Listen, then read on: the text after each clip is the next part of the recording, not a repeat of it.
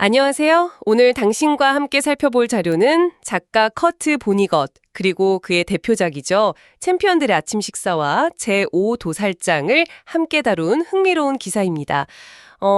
보니것 하면 보통 SF 작가로 많이 아시는데 사실 그 이상이죠. 네, 맞아요. 뭐랄까, 특유의 냉소적인 유머 같은 거. 그런 걸로 사회랑 인간을 깊게 파고든 작가라고 할 수 있겠습니다. 특히 이번 기사는 한국에서 이제 합본으로 나온 두 작품을 중심으로 보니것 글쓰기 방식이나 그만의 독특한 세계, 그리고 이게 오늘날 우리한테 어떤 의미가 있는지 이런 거 짚어보고 있더라고요. 네네, 그래서 그 합본이 중요하죠. 맞아요. 그래서 이번 분석에서는 보니것 작품이 왜 이렇게 쉬워 보이는데도 강렬한지, 그리고 그의 좀 남달랐던 실험들 있잖아요. 이게 뜻밖에도 지금 인공지능 AI 창작론이랑 어떻게 연결될 수 있는지 한번 같이 파헤쳐 보려고 합니다. 네, 좋습니다. 바로 시작해볼까요? 네, 그 기사에서도 딱 지적하듯이 보니것 소설처럼 딱 보면 이거 만화 같은데? 이런 느낌 들잖아요. 그렇죠. 쉬운 단어, 엄청 짧은 문장들, 심지어 작가가 직접 그린 듯한 그 되게 단순한 그림들도 막 있고요. 맞아요. 진짜 그림까지. 그래서 얼핏 보면 좀 가볍게 느껴질 수도 있는데 그 안에 담긴 메시지는 전혀 그렇지 않다는 거. 이게 핵심인 것 같아요. 기사도 그 점을 딱 짚고 있고요. 바로 그 지점입니다. 보니것의 진짜 힘은 그 역설에 있는 것 같아요. 그러니까 가장 끔찍하고 부조리한 현실들 있잖아요. 전쟁이라던가 인종차별, 환경오염 같은. 네네, 무거운 주제들이죠. 네, 이런 무거운 걸 아주 단순하게, 심지어 좀 웃기게 보여주거든요. 그래서 독자가 뭐랄까 방어할 틈도 없이 문제 핵심이랑 딱 마주하게 만드는 거죠. 이게 그의 만화 같은 소설이 가진 진짜 힘이 아닐까 싶어요. 일부러 기존 소설 문법 같은 걸 막 깨트리고 심지어 작가 본인이 작품 속에 쑥 들어와서 등장인물이랑 대화까지 한다고요. 와, 이런 파격적인 방식이 독자한테는 좀 새롭게 다가오겠는데요? 그렇죠. 익숙한 틀을 벗어나니까 오히려 더 강렬할 수 있죠. 아, 독자는 더 이상 그냥 안전하게 지켜보는 사람이 아니라 작가가 막 말을 거는 것 같기도 하고, 아니면 작가가 만든 이 세계가 어떻게 돌아가는지 갑자기 탁 깨닫게 되는 그런 경험을 하는 거죠. 익숙한 생각을 흔들어 놓는다고 할까요? 그렇군요.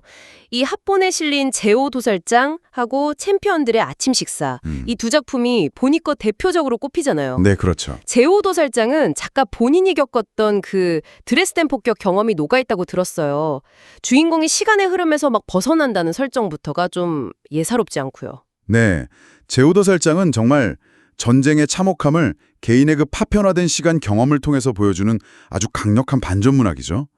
그 시간여행이라는 장치가 오히려 전쟁의 비극이랑 인간 실존의 어떤 허무함 같은 걸 더 날카롭게 드러내는 역할을 하고요. 아, 반면에 챔피언들의 아침 식사는 거기엔 이제 보니것의 페르소나라고 할 만한 작가 킬고어 트라우트가 나오고요. 네, 저도 들어봤어요. 네, 그리고 보니것 자신이 거의 신처럼 개입해서 이야기를 막 끌고 가요. 이걸 이제 메타픽션 구조라고 하죠. 아, 메타픽션. 그러니까 작가가 막 작품 안에서 이거 허구다 이렇게 드러내거나 글쓰기 자체에 대해 얘기하는 거요? 네, 맞습니다. 그런 기법이죠. 두 작품을 이렇게 나란히 놓고 보니까 그 전쟁이라는 거대한 폭력이랑 개인의 운명, 그리고 이야기를 만드는 사람, 즉 작가의 역할, 이런 공통된 질문들이 더 선명해지는 느낌인데요. 그렇습니다. 전쟁, 자유의지, 운명, 그리고 창조자. 이 키워드들이 두 작품을 관통하면서 보니것의 세계관을 아주 입체적으로 보여줍니다. 기사에서 진짜 흥미로웠던 건요.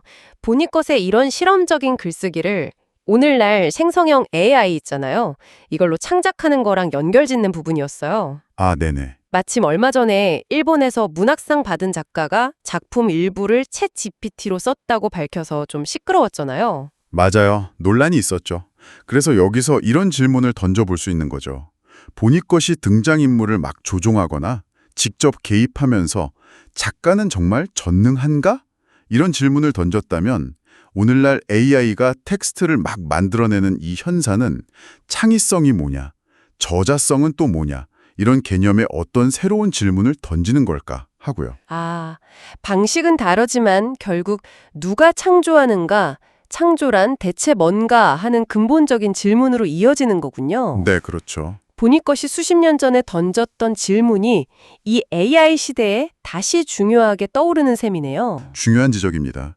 기술은 변했지만 창조 행위의 본질, 그 의미에 대한 고민은 계속되는 거죠. 보니것의 작품이 그냥 과거 유산이 아니라 지금 우리의 어떤 기술적, 윤리적 고민과도 깊이 연결된다는 걸 보여주는 대목이라고 생각합니다. 네. 오늘 우리는 커틀 보니것이 하는 작가를 통해 그 단순함 속에 날카로운 비판과 또 깊은 연민을 담아내는 그만의 독특한 방식을 살펴봤습니다. 네, 제5도살장과 챔피언들의 아침 식사를 통해서 전쟁, 사회, 또 인간 존재의 의미 같은 걸 되짚어봤고요. 그리고 그의 실험 정신이 생각지도 못하게 AI 지배의 창작 논의와 어떻게 만나는지도 한번 탐구해봤습니다. 어쩌면 이렇게 복잡하고 또 가끔은 부조리하게 느껴지는 세상을 보니까 특유의 그 냉소적이면서도 인간미 넘치는 유머로 바라보는 방식이 있지 않습니까? 네, 있죠. 그게 정보는 넘쳐나고 문제는 끊이지 않는 오늘을 살아가는 당신에게 예상치 못한 어떤 통찰이나 작은 위안을 줄 수도 있지 않을까 그런 생각도 해봅니다. 마지막으로 당신께 이런 질문을 던져보고 싶네요. 기사에 보면 보니컷은 챔피언들의 아침 식사에서 자디 등장인물들한테 자유의지를 주겠다고 선언하거든요. 네, 그렇죠. 그렇다면 AI가 스스로 이야기를 만들 수 있는 이 시대에 창조자, 그게 인간이든 AI든 자기 창조물에게 자유를 준다는 건 과연 어떤 의미일까요? 의미심장한 질문이네요. 그리고 캐릭터든 코드든 무언가를 만들어내는 행위에는 과연 어떤 책임이 따르는 걸까요? 한 번쯤 깊이 생각해 볼 만한 질문인 것 같습니다.